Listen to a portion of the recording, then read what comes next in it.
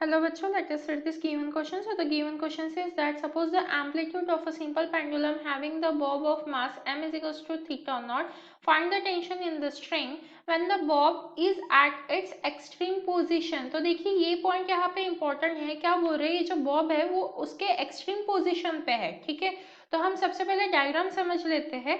क्या बोला गया है हमें कि एम्पलीट्यूड क्या है सिंपल पेंडुलम का, बॉब ऑफ मास m, मतलब जो बॉब है सिंपल पेंडुलम में उसका मास तो m दिया है और एम्पलीट्यूड हमें यहाँ पे थीटा नॉट दिया है. मतलब देखिए डायग्राम कुछ इस तरीके से बन जाएगी हमारी.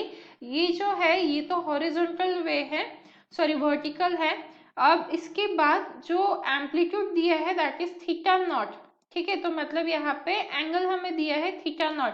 और क्या बोल रहा है, जो ये बॉब है ये इसके एक्सट्रीम पोजिशन पे है. ठीक है, और उसके लिए हमें टेंशन फाइंड आउट करना है. टेंशन कहाँ लगता है, स्ट्रिंग में लगता है, राइट. तो यहाँ पे हमारा टेंशन आ जाएगा और इसका mg नीचे की साइड मतलब डाउनवर्ड साइड एक्ट करता है. अगर हम mg के कंपोनेंट्स ले टेंशन की डायरेक्शन में तो ये भी हो जाएगा थीटा नॉट हमारा.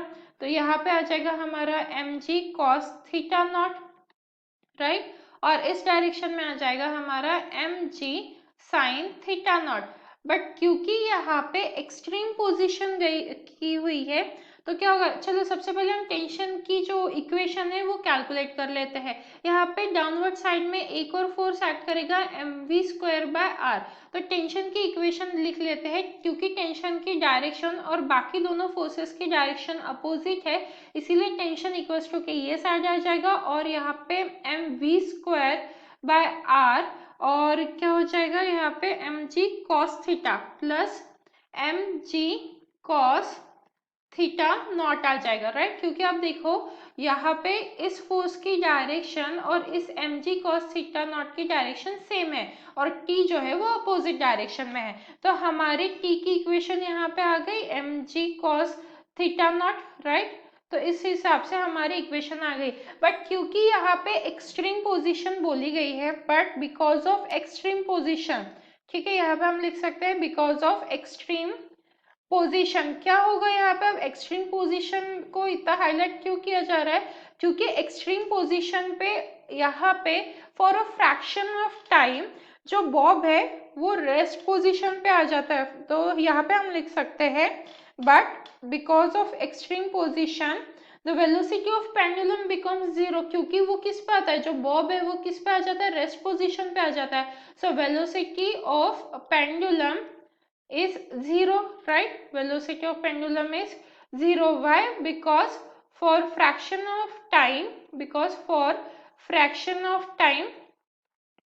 fraction of time it is at rest, it is at rest.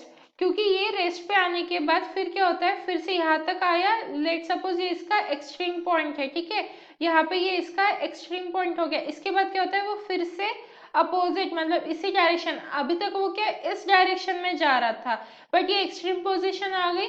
अब इसके बाद ये अपोजिट डायरेक्शन में फिर से ऑसिलेट करना स्टार्ट कर देगा. फिर वहां पे भी एक एक्सट्रीम पॉइंट आएगा, फिर वहां पे भी वो for a fraction of time rest में जाएगा, फिर वापस इस डायरेक्शन में आ जाएगा. तो इस तरीके से हमारा ऑसिलेशन होते रहता है. तो अब वेलोसिटी जीरो हो गई, मतलब आप देखो अगर ये टर्म जीरो हो गई तो ये पूरी टर्म, क्योंकि v की वैल्यू जीरो है तो पूरी की पूरी टर्म ही जीरो हो गई, राइट.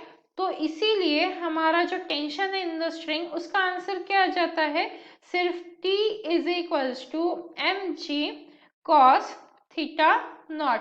तो हमारा जो टेंशन है जो हमें कैलकुलेट करने के लिए बोला था, find the tension in the string, that will be equal to mg cos theta naught. So I hope you understood it well. All the best.